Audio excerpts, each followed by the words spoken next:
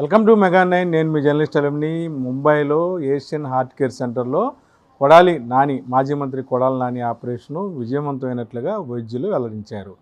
గత కొద్ది రోజుల నుంచి కూడాను ఆయన హార్ట్లో వాల్స్ బ్లాక్ అవటం వల్ల తీవ్రమైన ఇబ్బంది పడే పరిస్థితి నెలకొంది. అలాగే ఆయన నడిచేటప్పుడు కూడాను కొద్దిగా ఆయాసం లాగా వచ్చిన నేపథ్యంలో గత కొద్ది రోజుల నుంచి కూడాను ఇక్కడ ఏదైతే హైదరాబాద్లో ఉన్న గ్యాస్ట్రో సర్జన్ రెడ్డి గారి దగ్గర వైద్యం చేయించుకున్నారు. తర్వాత హైదరాబాద్లోని హార్ట్ కేర్ సంబంధించి ఏదైతే స్టార్ హాస్పిటల్ ఉందో దాంట్లో కూడాను వైద్య పరీక్షలు నిర్వహించుకున్నారు. అయితే ఇవన్నీ అంశాలను పక్కన పెట్టి బంధువులు అలాగే కుటుంబ సభ్యులు ఈయన ఆరోగ్య పరిస్థితిపై ఆందోళన నెలకొన్న నేపథ్యంలో మాజీ ముఖ్యమంత్రి వైఎస్ జగన్ సూచనతో ఏషియన్ హార్ట్ కేర్ సెంటర్ ఏదైతే మహారాష్ట్ర ముంబైలో ఉందో ఆ ప్రాంతంలోకి తరలిస్తే మెరుగైన వైద్య సదుపాయాలు అందడమే కాకుండా బాగా నిష్ఠాతుడైన పాండే మంచి వైద్యాన్ని అందిస్తారని, హార్ట్కి సంబంధించి ఎటువంటి ఇబ్బందులు ఉండవని చెప్పిన నేపథ్యంలో ఏదైతే వైఎస్ జగన్ సూచించిన సూచన మేరకు ప్రత్యేక ఎయిర్ అంబులెన్స్లో 3 వైద్యులు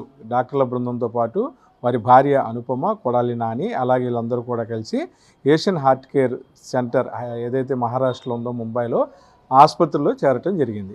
2 రోజులు వైద్య పరీక్షల అనంతరం ఈరోజు ఉదయం ఆయన సర్జరీకి పూర్తిగా ఏర్పాట్లు చేశారు వైద్యులు.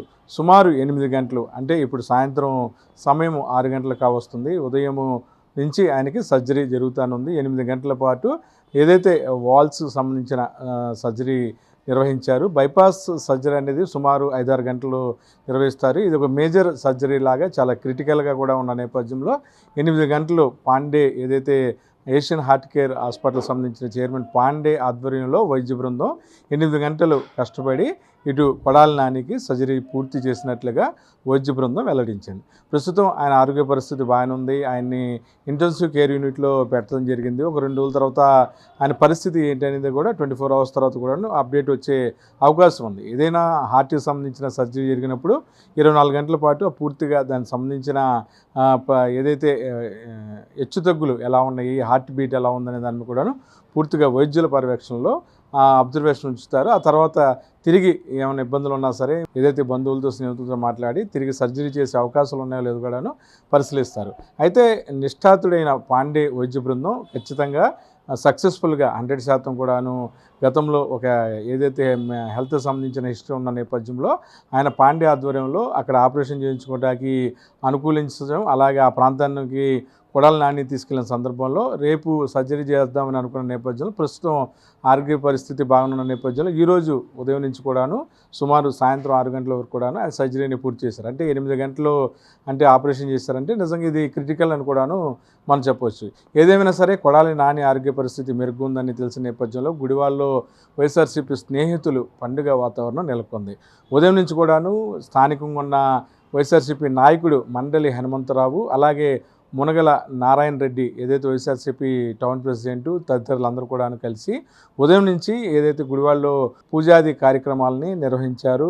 ఎంతో ప్రాముఖ్యత కలిగిన గుడివాడ వినాయక స్వామి టెంపుల్తో పాటు పాత ఏదైతే కొన్ని సంవత్సరాల చరిత్ర కలిగిన వెంకటేశ్వర స్వామి దేవస్థానం పాటి మీద ఉంటుంది, దానిట్లో కూడాను ఈ కొడాలి నాని మెరుగైన ఆరోగ్యం కోసం ప్రత్యేక పూజలను నిర్వహించారు వైఎస్ఆర్సీపీ పార్టీకి చెందిన నేతలు. వీరందరూ కూడాను మండలి హనుమంతరావు ఏదైతే అధ్యక్షత వహించారో వాళ్ళందరితో కలిసి వందలాదిగా కూడాను గుడివాడలో పూజాది కార్యక్రమాలు నిర్వహించారు. ఏదేమైనా సరే ఇటు తాడేపల్లి నుంచి వైఎస్ జగన్మోహన్ రెడ్డి కూడాను ఫోన్లో వారి బంధువులతో మాట్లాడారు, వారి కుటుంబ సభ్యులతో మాట్లాడారు. ప్రస్తుతం కొడాలి నాని ఆరోగ్య పరిస్థితి ఎలా ఉందనే దాని మీద కూడా ఆరా తీశారు. ఖచ్చితంగా ఆరోగ్యం బాగుందని చెప్పిన నేపథ్యంలో ఆయన కూడాను ఏదైతే వైద్య బృందం ఉందో వాళ్ళకి థ్యాంక్స్ కూడా చెప్పినట్లుగా సమాచారం.